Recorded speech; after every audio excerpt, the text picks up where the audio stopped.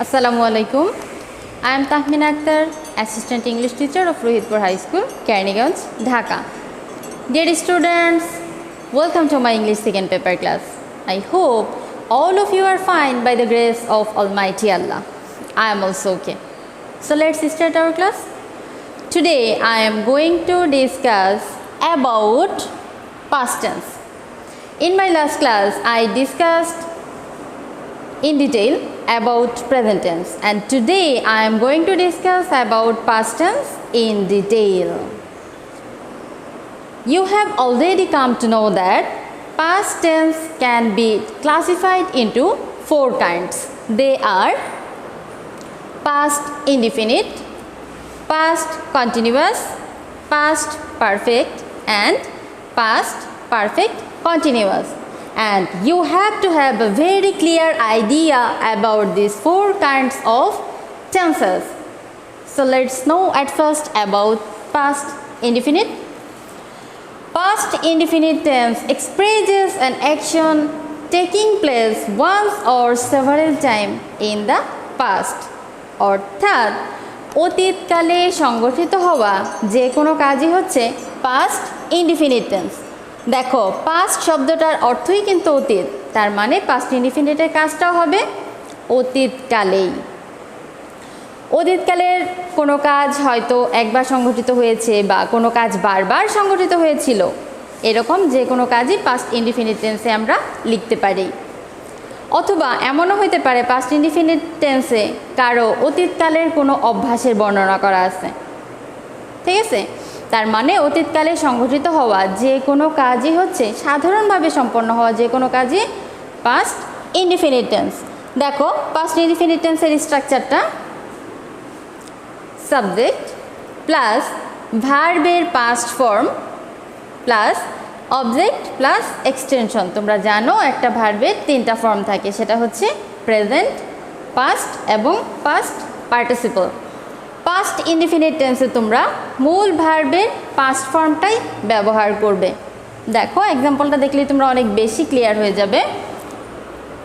I went home yesterday. এখানে I subject, went এটা হচ্ছে গো এর পাস্ট ফর্ম, ওয়েন্ট ভার্বের পাস্ট ফর্ম, হোম ইয়েস্টারডে এটা হচ্ছে সেন্টেন্সের বাকি অংশ। এই সেন্টেন্সের অর্থটা একটু খেয়াল করো। আমি গতকালকে বাড়ি গিয়েছিলাম। গতকালকে, গতকালকে মানে কি বোঝায়? যে দিনটা আগেই চলে গেছে, অতীতের। এখন এখানে গতকালকে না থাইকা গত 7 দিন আগে হইতে পারে, 1 মাস আগে হইতে পারে, 1 সপ্তাহ আগে হইতে পারে, 1 বছর আগে হইতে পারে, গত রাতে হইতে পারে, যে কোনো একটা সময় হইতে পারে। তার মানে কি অতীতকালে সংগঠিত হওয়া যে কোনো কাজই পাস্ট ইনডিফিনিট, এবং সেটা ব্যবহার করতে গেলে, সেটার বর্ণনা করতে গেলে আমাদের মূল ভার্বের পাস্ট ফর্মটাই ব্যবহার করতে হবে। Next, she passed the examination last year. সে গত বছর পরীক্ষায় পাস করেছিল। কবে পাস করেছিল? গত বছর। হ্যাঁ, এটাও past indefinite tense. Next, they were helpless in the past. অতীতে তারা সহায়হীন ছিল, নিঃস্ব ছিল। অতীতে, হয়তো এখন তারা সচ্ছল হয়ে গেছে, তাদের সাহায্য করার মানুষ আছে, কিন্তু আগে কিন্তু ছিল না। এখানে দেখো দে সাবজেক্ট, ওয়ার ভার্বের past form, helpless in the past এটা হচ্ছে অবজেক্ট সেন্টেন্সের।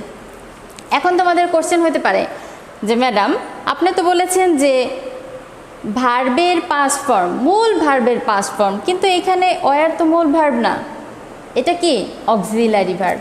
হ্যাঁ, এখানে দেখো তো ওয়ার ছাড়া এই সেন্টেন্সের মধ্যে কি আর কোনো প্রিন্সিপাল ভার্ব আছে? দেখো এই সেন্টেন্সে কিন্তু ওয়ার ছাড়া আর কোনো প্রিন্সিপাল ভার্ব নেই। তার মানে এখানে ওয়ার হচ্ছে প্রাইমারি অক্সিলারি, আর তোমরা জানো প্রাইমারি অক্সিলারি মূল ভার্ব হিসেবে কাজ করে যদি সেন্টেন্সে আর কোনো মূল ভার্ব না থাকে। ওকে, এবার দেখো বাংলায় ক্রিয়ারূপ। ক্রিয়া শেষে ল, লাম, লে, লেন ইত্যাদি থাকে। ইতিমধ্যেই কিন্তু তোমরা এটা বুঝে গেছো। আমাদের প্রথম সেন্টেন্সের অর্থ ছিল গতকালকে আমি বাড়ি গিয়েছিলাম, এই যে দেখো এখানে আছে লাম। সে গত বছর পরীক্ষায় পাশ করেছিল, ল। এইভাবে বাংলা ক্রিয়া শেষে ল, লাম, লে, লেন ইত্যাদি থাকে পাস্ট ইনডিফিনিট টেন্সে। এবার চলো পাস্ট কন্টিনিউয়াস। আমি যখন প্রেজেন্ট কন্টিনিউয়াস তোমাদের বুঝিয়েছি ঠিক তখনই বলেছি কন্টিনিউয়াস মানেই হচ্ছে চলমান কাজ, সেটা প্রেজেন্ট কন্টিনিউয়াস হোক বা পাস্ট কন্টিনিউয়াস। কন্টিনিউয়াস মানেই হচ্ছে চলমান কাজ। তার মানে পাস্ট কন্টিনিউয়াসের সংজ্ঞাটা কী হবে? হ্যাঁ, past continuous tense expresses an action that was continuing in the past for a short period of time, অর্থাৎ অতীতকালের যেই কাজ কিছু সময় ধরে চলতে ছিল সেগুলোই হচ্ছে past continuous tense। খেয়াল করো গঠনটা, সাবজেক্ট প্লাস ওয়াজ অথবা ওয়ার প্লাস মূল ভার্বের সাথে আইএনজি যোগ প্লাস অবজেক্ট প্লাস এক্সটেনশন। এখন কোশ্চেন হচ্ছে কখন তোমরা ওয়াজ ব্যবহার করবে এবং কখন তোমরা ওয়ার ব্যবহার করবে। সাবজেক্ট যদি সিঙ্গুলার হয় তাহলে তার সাথে ব্যবহার হবে ওয়াজ, আর সাবজেক্ট যদি প্লুরাল হয় তাহলে তার সাথে ব্যবহার হবে ওয়ার। তবে ইউ সিঙ্গুলার বা প্লুরাল যে ক্ষেত্রেই ব্যবহার হোক না কেন তার সাথে ব্যবহার হবে ওয়ার, এটা মনে রাখবা। চলো কিছু এক্সাম্পলস দেখি।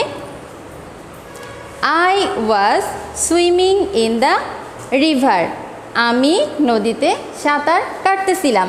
এখানে I subject, was auxiliary verb.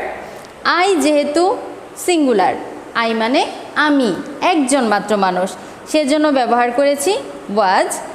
সুইমের সাথে আইনজি যোগ করে হয়েছে সুইমিং ইন দ্য রিভার, এটা হচ্ছে সেন্টেন্সের extension. Next, she was dancing. এখানে শি সাবজেক্ট, শি যেহেতু সিঙ্গুলার সেজন্য ব্যবহার হয়েছে auxiliary verb was. Dancing, dance হচ্ছে মূল ভার্ব যার সাথে আমরা আইনজি যুক্ত করেছি, তাহলে হয়েছে ড্যান্সিং। শি ওয়াজ ড্যান্সিং, সে নাচতে ছিল। Continuous action. Next, they were catching fish. এখানে they subject, were auxiliary verb. They যেহেতু প্লুরাল নাম্বার, দে মানে অনেক মানুষ বোঝায়, সেজন্য এখানে আমরা অক্সিলারি ভার্বটাও প্লুরাল ব্যবহার করেছি ওয়ার। মূল ভার্বের সাথে আইনজি যুক্ত করেছি, হয়েছে ক্যাচিং ফিশ। তাহলে দে ওয়ার ক্যাচিং ফিশ, তারা মাছ ধরতেছিল। প্রত্যেকটা কাজই কিন্তু অতীতের এবং চলমান বর্ণনা, প্রত্যেকটা কাজই অতীতে চলতেছিল।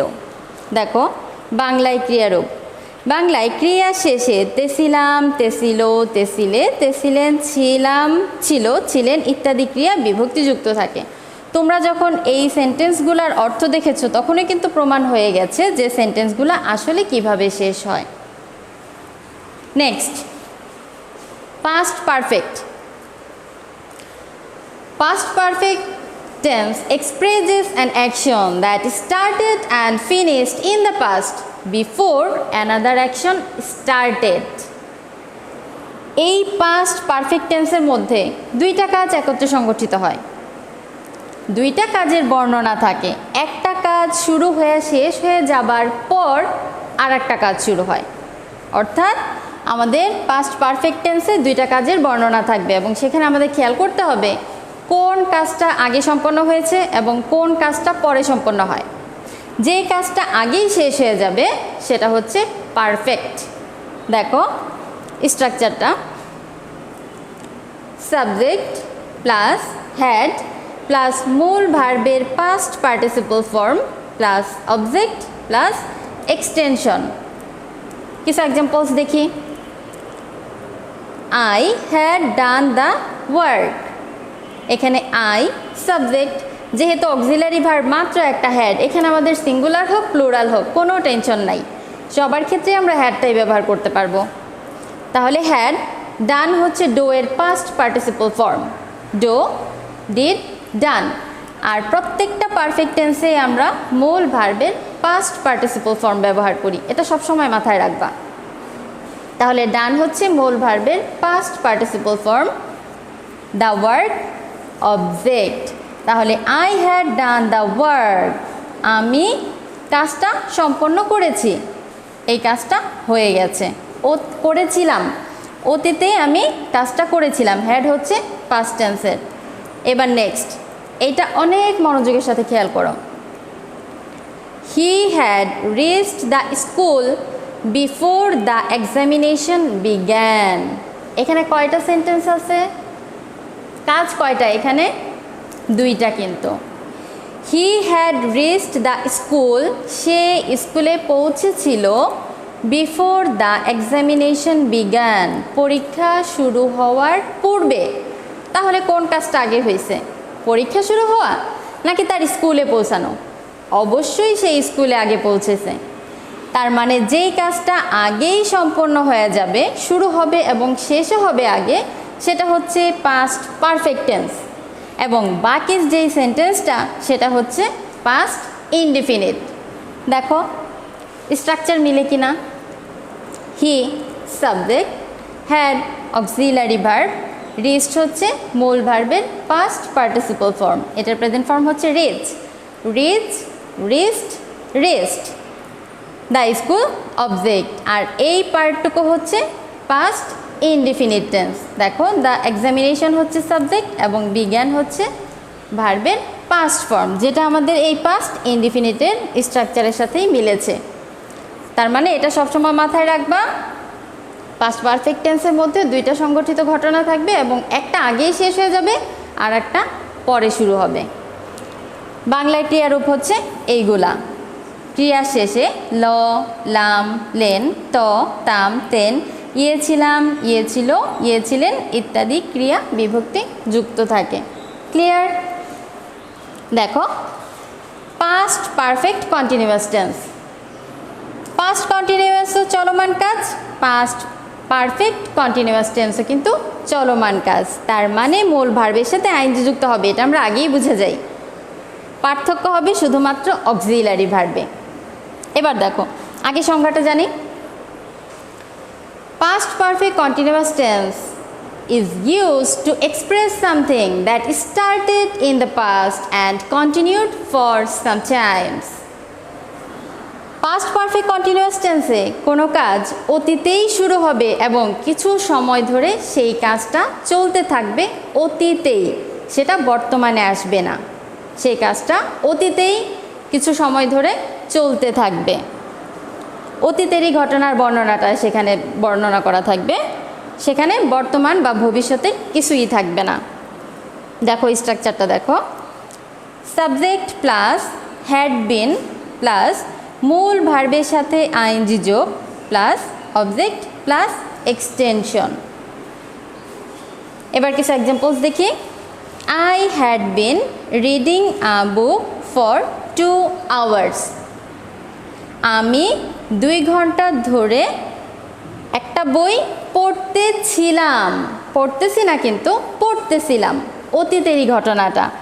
এখানে আই হচ্ছে subject, had been auxiliary verb, যেহেতু অক্সিলারি ভার্ব মাত্র একটা হ্যাড বিন, এখানে আমার সিঙ্গুলার প্লুরাল চিন্তা করার কোনোই দরকার নাই। সাবজেক্ট যদি সিঙ্গুলার হয় তখনও আমরা হ্যাড বিন ইউজ করব, সাবজেক্ট যদি প্লুরাল হয় তখনও আমরা হ্যাড বিন ইউজ করব।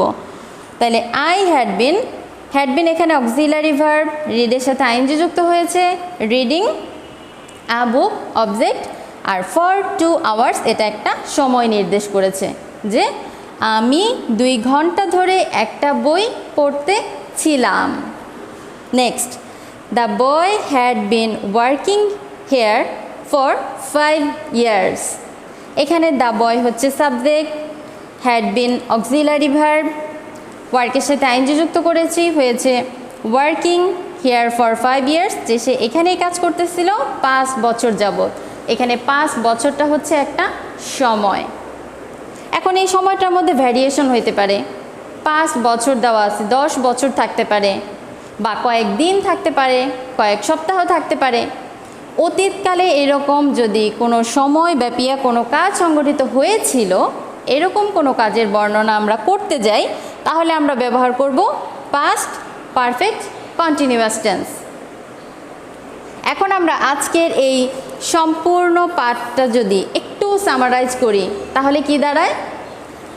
পাস্ট ইনডিফিনিট টেন্সে হচ্ছে সাধারণ কোনো কাজ, পাস্ট কন্টিনিউয়াস টেন্সে চলমান কাজ, পাস্ট পারফেক্ট টেন্সের মধ্যে দুইটা কাজ, যে কাজটা আগেই সংগঠিত হয়, এবং পাস্ট পারফেক্ট কন্টিনিউয়াস টেন্স হচ্ছে চলমান কোনো কাজ, এবং এই প্রত্যেকটা কাজই কিন্তু অতীতে সংগঠিত হওয়া।